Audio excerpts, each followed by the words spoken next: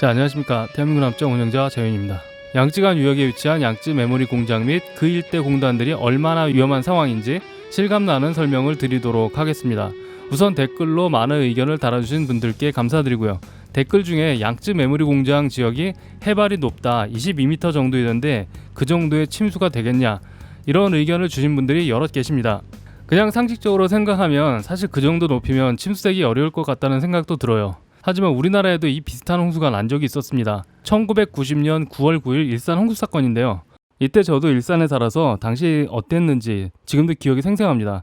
제 기억을 보여드릴 수 없어서 안타까웠던 차에 다행스럽게도 고양시 홈페이지에 그 당시 홍수 사진이 있었습니다. 그 사진을 보여드리도록 하겠습니다. 자, 보시면 이렇게 차가 잠겨 있고요. 차가 잠길 정도로 침수가 심했고요. 집도 잠기고, 참고로 이거 중국 사진 아닙니다. 1990년도 고양군 사진이에요. 현재 중국 홍수 사태랑 별반 다르지 않죠. 이렇게 배 타고 다니던 분들도 계십니다. 지금도 주엽동 강성공원에는 홍수 흔적 기념비가 있습니다. 홍수가 있었던 그 위치에 비석을 세웠더라고요. 그리고 해발 이야기가 나와서 말씀드리지만 여기 주엽동 강성공원 해발도 낮은 곳은 17m, 높은 곳은 25m까지 됩니다. 사실 지금 현재는 신도시 개발로 토목공사를 해서 이 정도지, 홍수가 나던 그 당시에는요, 여기저기 좀 야산도 많았고 언덕도 많던 동네였습니다. 따라서 그 당시에 해발 고도는 아마 지금보다는 더 높았을 것으로 추정할 수 있겠죠. 그리고 저 한강은 양쯔강에 비하면 색강 수준이거든요. 강의 폭도 한강은 1.2km지만 양쯔강은 2.2km. 양쯔 메모리 공장 지대가 훨씬 큰 강을 끼고 있다는 사실을 알 수 있죠. 강에서 떨어진 위치도 일산 홍수는 한강에서 4km나 5km 정도 됐었고, 양쯔 반도체 공장은 양쯔강에서 9km에서 10km 정도 떨어져 있고요. 그 양쯔 반도체 공장은 산샤댐과 양쯔강의 하류 지역입니다. 그러니까 한강 하구에 있던 일산 홍수는 사실 애들 장난 수준이죠. 여기에 비하면 강이 범람하는 것하고 호수가 범람하는 것은 피해 정도가 확실히 다릅니다. 호수는 폭우에 그냥 물만 넘치지만 그 강은 범람하면서 인근의 토사를 핥히고 지나가죠. 왜냐하면 물이 흘러내려가는 힘이 있기 때문에 그 힘에 의해서 땅을 갉아먹고 가는 거죠. 저 해발 22m라는 거 솔직히 좀 우습습니다. 저거는 그 양쯔강 정도 수준이면 저 해발 22m 그냥 갉아먹을 거예요.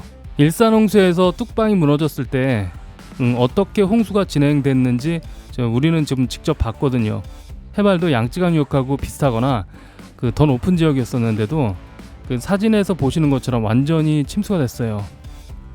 자, 더 큰 문제는 산샤댐이 버틸 수 있는가 문제인데, 지금 사람들은 산샤댐 그 자체만 생각하고 있는 것 같습니다. 근데 사실 산샤댐 위로 댐이 더 있다는 사실은 생각을 안 하시더라고요. 그 위에 있는 댐들이 산샤댐보다 더 크거나 튼튼하지도 않아요. 앞으로 비는 계속 온다고 하는데 그 댐들 중에 하나만 무너져도 연쇄적으로 무너지게 돼 있습니다. 자, 7월 20일자로 산샤댐 수위는 11m 남았다고 했습니다. 댐이 무너지지 않았다고 해도 산샤댐이 적재할 수 있는 물의 용량은 390억 톤이고요. 이것은 대한민국 모든 강물 합친 것의 2배 정도라고 합니다. 그러면 산샤댐이 붕괴되지 않으려면 방류를 해야 되겠죠. 저 물의 3분의 1만 방류를 해도 그 하류 지역 침수는 피할 수 없을 것입니다. 지금도 양쯔강 주변은 상당히 침수해 있는 상태인데 저 물의 양을 한번 상상을 해보세요. 3분의 1, 즉 1억 3천 톤이면 대한민국 모든 강물의 약 70% 된다는 이야기예요. 그게 하류로 쏟아져 내려온다는 얘기죠. 여기 있는 이 정자가 이 정도로 침수가 됐다면 지금 보시는 이 지역도 아마 이 정도는 침수가 되지 않았을까요? 거의 비슷하게. 그런데 산샤댐이 1억 톤 이상을 방류한다면 과연 이 지역이 버틸 수 있을지 저는 의문이 들어요. 왜냐하면 한강 뚝이 터져가지고 벌어진 일산 홍수가 이 정도인데 대한민국 모든 물의 2배가량 되는 산샤댐이 1억 톤만 쏟아내도 아마 못 버틸 것 같아요. 제 생각엔. 게다가 그 양쯔 반도체 공장은 보시는 것처럼 이렇게 호수로 둘러싸여 있습니다. 양쯔강이 저 지역으로 범람을 하면 주위에 있는 호수들의 물까지 합세를 해서 같이 범람을 하게 될 텐데 그것도 문제가 되겠죠. 제가 일산 홍수를 직접 봤기 때문에 그 물이 밀려 들어오는 그 속도, 동네가 물에 잠기는 정도가 생각보다 훨씬 빠르다는 걸 알거든요. 그래서 그 양쯔강 지역의 저 공장들이 제가 보기엔 상당히 위험해 보일 수밖에 없어요. 그 댓글에 이제 저에 대해서 약간 비난성이 있어서 말씀드리는데, 제가 뭐 근거 없이 남들 망하라고 이런 영상을 만드는 건 아니고요. 이런 유튜브 방송을 아마 중국 사람들도 많이 볼 거예요. 그 한국에 유학 온 유학생이라든가 또 조선족이라든가. 그래서 이런 영상 올렸다고 섭섭하게 생각하지 마시고, 그 양쯔강 주변에 어떤 친척이나 이런 분이 있으면 전화를 거세요. 그래서 거기 상태가 별로 안 좋은 것 같다, 지금 헤엄치고 놀 때가 아니다, 중국 뉴스만 믿지 말고 위기에 좀 대비를 해야 될 것 같다, 이렇게 좀 알려주시고, 낌새가 좀 이상하면 재빨리 대피해라, 이렇게 좀 알려줘야 돼요.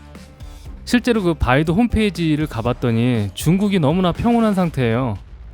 바이두 제일 첫 번째 페이지 보시면 제가 보시기 편하도록 한글로 이렇게 번역된 것을 캡처를 해왔습니다. 여기 보이는 게 이게 한뉴스예요. 한뉴스. 저 많은 기사 중에 홍수 관련 기사는 단 2건 있습니다. 그것도 하나는 산샤댐 붕괴가 외국의 가짜 뉴스다, 이런 거고, 또 다른 하나는 산샤댐이 아닌 다른 그 댐을 홍수 방지를 위해서 방류한다, 이런 내용이었어요. 이 정도로 뭐 언론 통제가 굉장히 심한데, 이러니까 우리 유튜버라도 또 위험성을 알려줄 필요가 있다고 생각을 합니다. 자, 오늘 여기까지 하고요. 또 좋은 소식 있으면 가지고 오도록 하겠습니다. 구독과 좋아요, 공유 부탁드리고요. 오늘도 좋은 하루 보내시기 바랍니다.